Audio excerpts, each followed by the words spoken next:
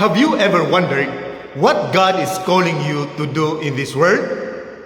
The Bible says in Matthew 28 verses 19 to 20, "Therefore go and make disciples of all nations, and surely I am with you always to the very end of the age."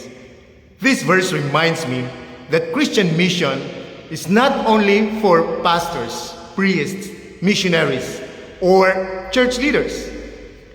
It is a calling for every Christian. We can share God's love through our words, our actions, and the way we treat others each day.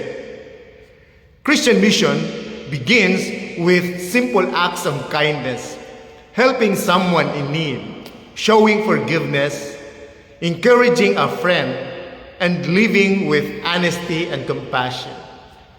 These small actions reflect Christ's love and can inspire others to grow in faith.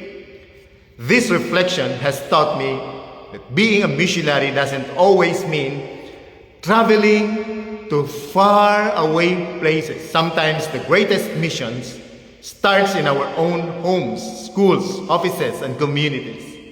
In conclusion, I pray that God will guide us to be faithful witnesses of His love and to serve others with joyful and generous hearts. Amen.